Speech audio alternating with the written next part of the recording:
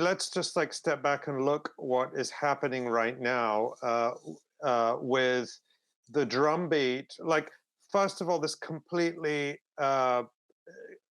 crazy idea that Russia is about to invade Ukraine.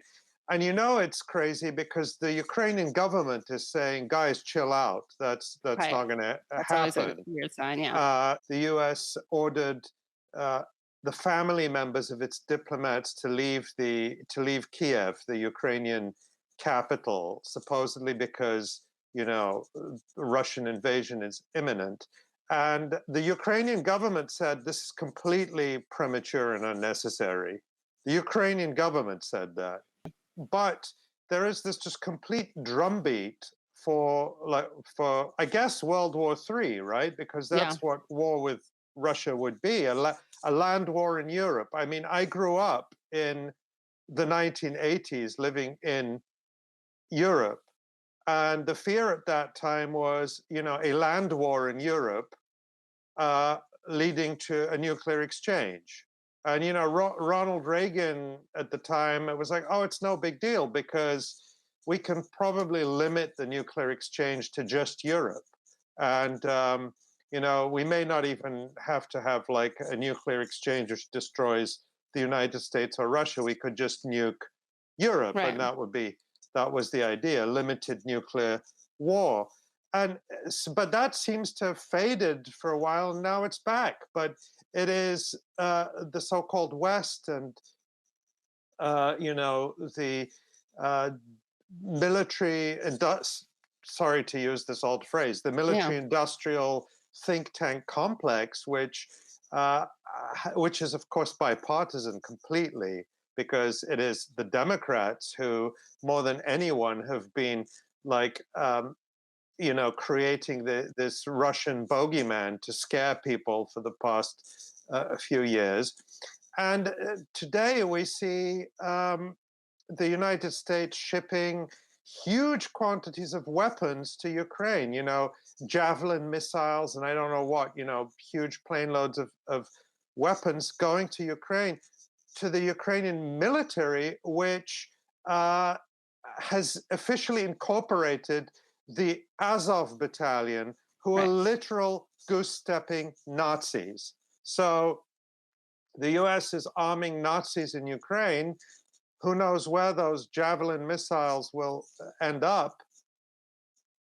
And so what I'm saying with all that, I mean, that's all bad enough in its own right, but like here we are getting ready for the next war, a proxy war, while the wars that the Democrats started last time they were in the White House are still raging. So we've seen in the past few days the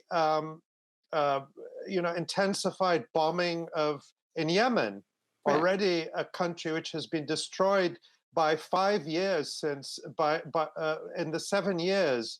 I think in 2015, when Joe Biden and Barack Obama greenlighted the destruction of Yemen by the local proxies, the United Arab Emirates and Saudi Arabia, a genocidal war that's ongoing and is not making headlines in the United States because we're bored of that. We want to get on to the next war. Um, Right. so Because child starvation is boring, not it's very sexy. boring, and yeah, and it's so that's just like it's just the American empire is just completely out of control, or maybe it's not. This is what it's supposed to Right. do. Um, but in that context, of course, the situation in Palestine is, uh, I hate to be boring, but more of the same. More apartheid, more destruction of Palestinian homes, more theft of Palestinian land, more killing of Palestinians, young, old, more jailing of Palestinians for taking of political prisoners, and I guess that's not a very sexy headline uh, because it's been going on for decade after decade after decade. more siege in Gaza, which, where 2 million people are basically kept in a cage and separated from the outside world by Israel.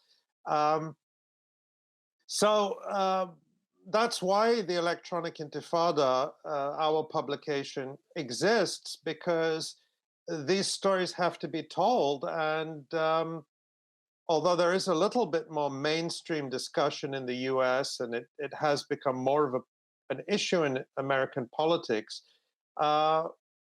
it's I feel like if independent media aren't out there telling, it's the same with Julian Assange, who you just talked about. I mean, the reason I know what is happening with Julian Assange is because of independent journalists like Kevin Gustola, who's been covering this from the beginning. Others too, but that's how I know what's happening with Julian Right. You Assange. certainly wouldn't know from like the New York Times. Absolutely. So this is the world we live in, where to get what's really to learn what the government wants you to think, you turn to the New York Times, the Washington Post, CNN.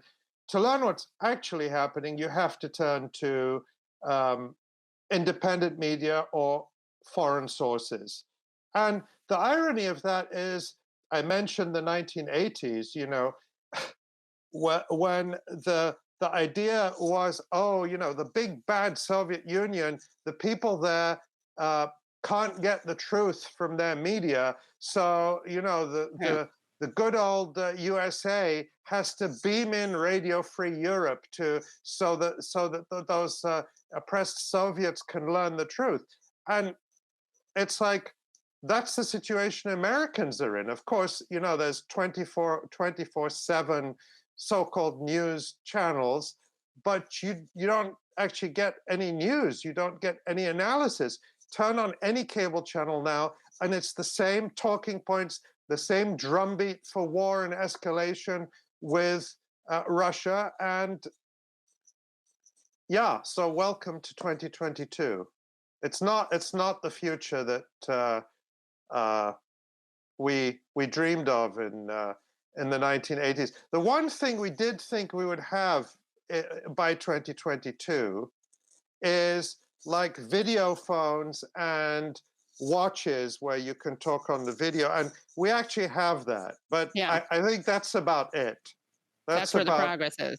That's all we got of the future vision that we hoped for.